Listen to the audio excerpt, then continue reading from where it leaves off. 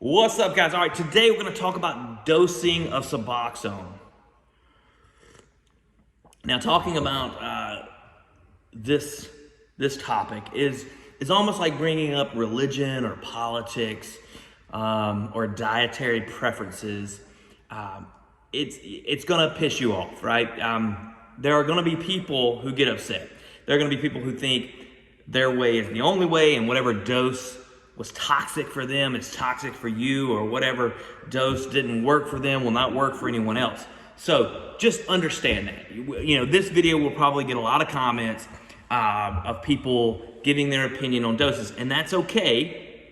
That's actually why we put these videos out, right? We want to have other people's experiences so we all understand how different it works for different people, okay? But particularly, sometimes I get asked by people, is 24 milligrams of Suboxone too much, okay? And you're not gonna like the answer. The answer is it depends. It depends on your situation. Now, 24 milligrams, to me, is kind of the highest dose, okay? You're pretty much maximizing the receptors in the brain and utilizing the medication to its fullest, okay? There are some people who need that. I typically, a lot of times, patients who have a very long history of heroin abuse or multiple relapses or a lot of chronic pain issues, I find that they end up needing higher doses, okay? At least initially. Now, the problem comes, I don't have a lot of folks on that high of a dose, and I usually try to, if we are on that dose, we try to lower it over time. But I've got some people who are on that dose and they've been on that dose for years without any real intention of, changing. I've had a patient who, let's say she had a history of very high opiate amount abuse and stable on 24 milligrams a day and is constantly around opiates because her husband had a medical condition where he required pain management, and by having her maximized, it took away those kind of cravings and that fear that she would relapse and take his medicine, and so I think that is an appropriate way to utilize the higher doses. It doesn't mean that everybody has to stay on high doses forever, though. Even once you're kind of stabilized, over time you should be able to lower just slowly. And I always tell people the key to dosing is the lowest dose that's effective.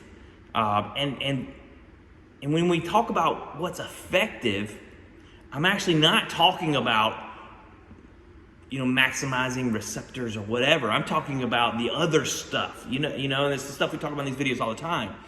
Effective means you're able to live your life, you're able to stay clean, you're able to manage your cravings, you manage your triggers for relapse, you're able to, take care of your family, you're able to do all these things that needs to be done in your life, okay? And if that dose is 24 milligrams, or if that dose is 16 milligrams, or if that dose is 8 milligrams. And guess what? That dose will probably change over time. But time, and I've talked about this in other videos, is an illusory concept? I don't know. Illusory concept, okay? That you need to be careful with. Because you really just need to focus on what dose you need today, right? But you can have goals that in the future, you can be in that process of tapering, or you can start tapering today if you feel like you're in that place where you're able to do that. So again, talk to your doctor. If you feel like your dose is too high, talk to your doctor. Open up the dialogue. If you feel like your doctor's not listening, the next time you see them, talk to them again. If you're having side effects, tell your doctor. The more persistent you are, if you're having trouble getting through, like if you feel like your doctor is not listening to you, the more persistent, the easier it will be. But if your doctor is definitely not listening, they're just writing prescriptions and not paying attention to what you're going through, no, you need to find a new doctor, okay? Because your doctor is there to take care of your health. And if they are just writing you prescriptions with nothing else involved, they don't care about your, the stressors you're going through, your anxiety, like you're just basically walking in and here's no. You need to find a new doctor because there are definitely clinics that are there to help you. And also, I typically recommend folks have, especially if you're in the heart of your recovery, like the early parts, you need some type of counseling or group meetings, something else to help aid your recovery. Now, I do a lot of my own counseling, but not everybody does that. So I'm not saying you have to have a doctor who's going to try to, psychoanalyze or whatever, go through all that. I'm not saying that, but your doctor should care that if you feel like your dose is too high or too low, they should give you a reason at the least of why they feel like the dose you're on is the best dose. And it might be, okay? Because sometimes I have patients, they want to up their dose, and I don't recommend it, okay?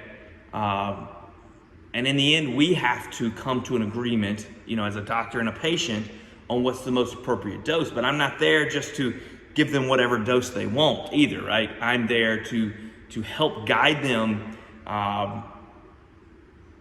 in this kind of medical decision-making process. It doesn't mean I'm, trying to take over all control of their life or whatever. I try to listen to what they're saying, but if there's a reason they shouldn't be on a higher dose, I give that to them. And I explain what we're gonna do and how we're gonna look at it, the next time I see them, and how we're going to, address the concerns that they're having, okay? So, just because you tell a doctor that, hey, I want this dose or that dose, doesn't mean you're gonna get that prescription, nor should it, okay? But your doctor should be listening to your concerns and somehow helping, guide you in your recovery process.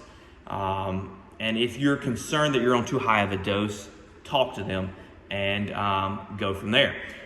But I will say, some people need higher doses, but some people do really, really well on extremely low doses for a long period of time. And I mean like 2 milligrams, 1 milligram, 0.5 milligrams. And a lot of times if you're on a high dose and you hear somebody's on 0.5, you think, well, why are they even taking it? Trust me, there's a reason. And it's not always because of the withdrawal jumping off, even though sometimes it is. Sometimes people still have a withdrawal even at those low doses, and they don't, they feel like they want to stop, they just can't. But some people, and I've got several patients of mine, they are doing great on an extremely low dose, and they're getting their lives in order, and they don't want to, upset that. And so they're not ready yet, There's still things we're working on in their recovery to get them to that position, and a super low dose of Suboxone really helps them in those situations, not to have the other anxiety of relapse and craving and withdrawal, all that added on to whatever other stressors they have going on. So, all right, guys. So, dosing, it depends. What dose is the right dose for you? I always say the lowest dose that's effective. Effective does not mean maximizing receptors. Effective means aiding you in your recovery so that you can get your life on track and that you can do the things you need to do to live a better life with peace and joy and happiness and love and all the things. All right, guys. Peace.